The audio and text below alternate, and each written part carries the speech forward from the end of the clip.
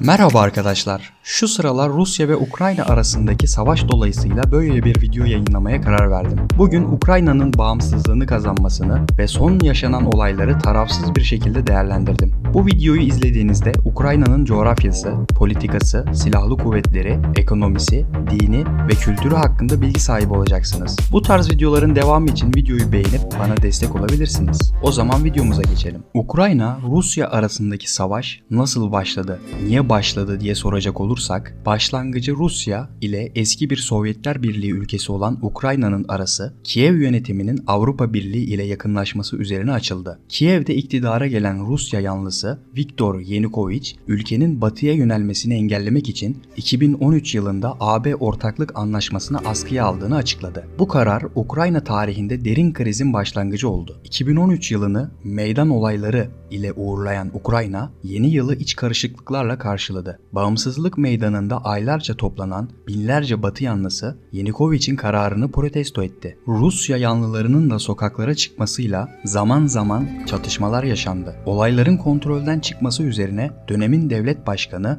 Viktor Yanukovych Rusya'ya kaçmak zorunda kaldı. Coğrafi olarak Avrupa ile Rusya arasındaki Ukrayna'nın insanları da Rus ve Batı yanlıları olarak kutuplara bölündü. Olaylar Kırım ve Denbas'e sıçradı. Kırım parlamentosu askeri üniformalı, üzerinde hiçbir sembol ya da simge bulunmayan silahlı yeşil adamların baskısıyla Kırım'ın Rusya'ya ilhakını sağlayacak referandumu yapma kararı aldı. Yerli halk olan Tatarlar ve Ukraynalıların karşı çıkarak katılmadığı 16 Mart 2014'teki tartışmalı referandumun ardından Kırım, Rusya tarafından yasa dışı ilhak edildi. Rusya yanlılarının işgali Kırım'la da kalmadı. Ukrayna'nın doğusundaki şehirlerde Rusya yanlısı ayrılıkçılar sözde devletlerini ilan etti. Donbas denilen bölgede Rusya yanlılarının yasa dışı yöntemleri yaklaşık 7 yıldır sürüyor. Son gerginlik nasıl başladı? Fransa'nın başkenti Paris'te 9 Aralık 2019'da 3 sene aradan sonra liderler zirvesi yapıldı. Ukrayna, Rusya, Almanya, Fransa devlet başkanlarının katılımıyla gerçekleşen zirvede tam ateşkes ve Minsk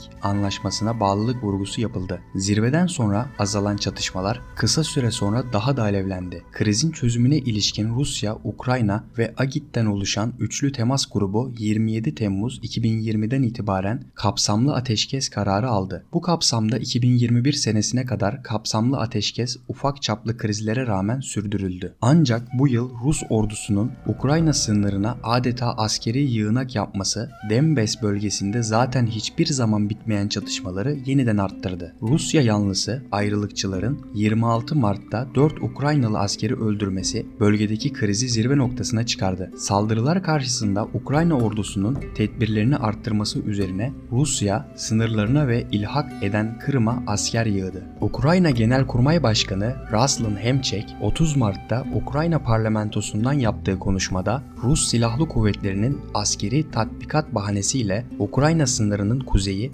doğusu ve Kırım'da Rusya'ya ait 28 tabur birlik olduğunu söyledi. Hemçek bu durumun Rusya'nın askeri güvenliği için bir tehdit oluşturduğunu kaydetti. Kremlin sözcüsü Dmitri Petkov ise Rusya kendi toprakları içerisinde silahlı kuvvetlerini kendi takdirine bağlı hareket ettiriyor. Bu hiç kimseyi rahatsız etmemeli ve bu hiç kimse için tehdit içermiyor ifadesini kullandı. Bu açıklamadan sonra hem Moskova hem de Kiev, Donbas çevresine askeri sevkiyatı arttırdı. Ayrıca Şubat ayında Rusya Devlet Başkanı Vladimir Putin'in yakın dostu Viktor Medvedev'in kontrolünde olduğu iddia edilen 3 kanal Rusya tarafından finanse edildiği gerekçesiyle kapatıldı. Akabinde Medvedev ve çevresine ekonomik yaptırımlar uygulandı. Bir yandan da ülkede kısa zaman önce Kırım'ı kurtarma stratejisi duyuruldu. Bu gelişmeler de gerginliğin artmasını sağlayan faktörlerden olarak görülüyor. Ukrayna'nın coğrafyası 603.628 kilometre yüz ölçümü ve 2782 kilometre kıyı şeridi ile Ukrayna dünyadaki en geniş 46. ülkedir. Tamamı Avrupa'da olan en geniş ülke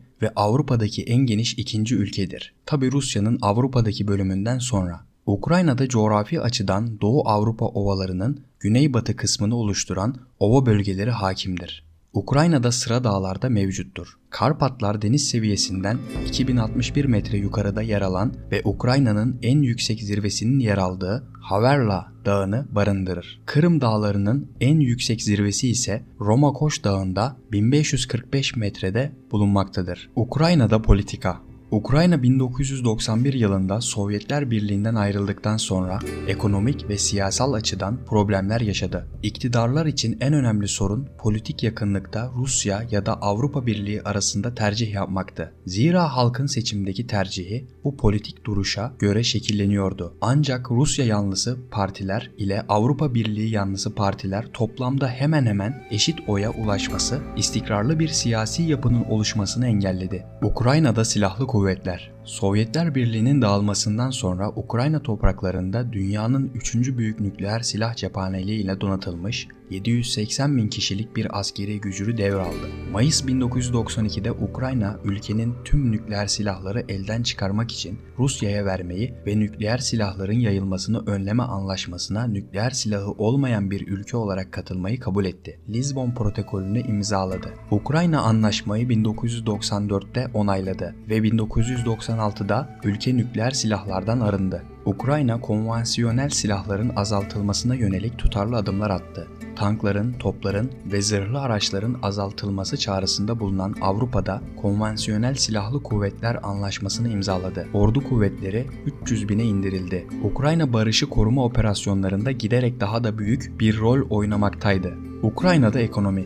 Tüm SSCB devletlerinde olduğu gibi Ukrayna'da da ekonomi ve üretimin bütün sektörleri başta Rusya olmak üzere diğer Sovyet cumhuriyetlerine bağlıydı. 1991'de SSCB dağıldıktan sonra Ukrayna'da birçok fabrika ve işletme kalmıştı. Ancak yeni kurulan ülkeler derin ekonomik ve siyasal krizler yaşamakta oldukları için Sovyetler zamanındaki ilişkiler kesilmişti. Bu nedenle işletmeler, fabrikalar çalışmıyordu. Yeni piyasa koşullarında ekonominin yeniden yaşama dönüştürülmesi ve canlandırılması yıllar aldı. Haksız özelleştirme sonucu SSCB'den kalan fabrikaların çoğu, yani oligarşinin temsilcilerine neredeyse bedavaya satılmıştı. Şimdi Ukrayna'nın ekonomisi canlanmış durumda. Çok iyi çalışmaktadır. Ukrayna'da maden kömürü rezervleri çoktur. Ancak yeni teknolojilerin yetersizliği nedeniyle maden kömürleri çıkarımı pek gelişmiş değildir ve ocaklarda sık sık gaz patlamaları meydana gelmektedir. Başlıca ihracatlar maden kömürü,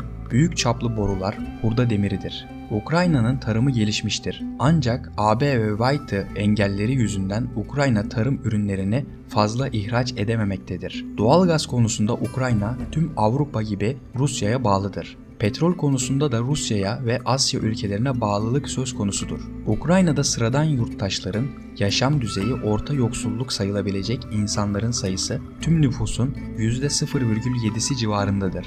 Aynı zamanda iktidarda bulunanlar oligarşi, çok zenginlerdir. 2007-2008 başında enflasyon oranları yükselmiştir. Son yıllarda sanayileşme ve teknoloji büyük bir artış göstermiştir. Sonuç olarak Ukrayna Doğu Avrupa'nın ikinci gelişmiş ülkesidir. Ukrayna'da din.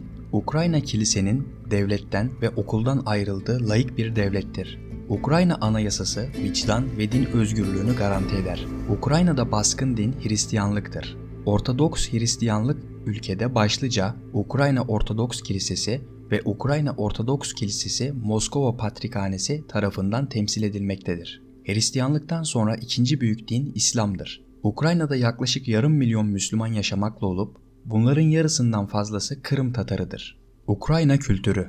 Ukrayna gelenekleri ülkedeki baskın din olan Ortodoks Hristiyanlıktan büyük ölçüde etkilenmiştir. Cinsiyet rolleri de daha geleneksel olma eğilimindedir ve büyükanne ve büyükbabalar çocuk yetiştirmede batıdakinden daha büyük bir rol oynar. Ukrayna kültürü Doğu ve Batı komşularından da etkilenmiştir. Bu kültürel etki Ukrayna mimarisi, müziği ve sanatına yansımıştır. Komünist dönem Ukrayna'nın sanat ve edebiyatı üzerinde oldukça güçlü bir etkiye sahipti. 1932'de Stalin Edebiyat ve Sanat Örgütlerinin yeniden inşası üzerine adlı bir kararname yayınlayarak Sovyetler Birliği'nde sosyalist gerçekçi devlet politikasını benimsedi. Bu yaratıcılığı büyük ölçüde baskı altına aldı. 1980'lerde açıklık ilan edildi ve Sovyet sanatçıları ve yazarları yeniden kendilerini istedikleri gibi ifade etme özgürlüğüne ulaştılar. Paskalya yumurtası geleneğinin Ukrayna'da köklü bir geçmişi vardır. Bu yumurtalar üzerine bir desen oluşturmak için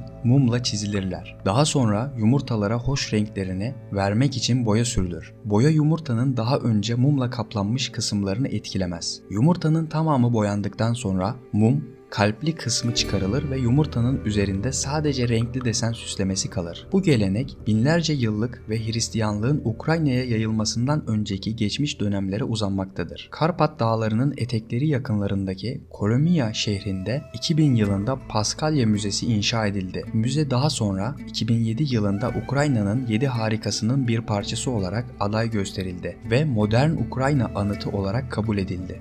Videoyu beğendiyseniz beğenmeyi ve abone olmayı unutmayın.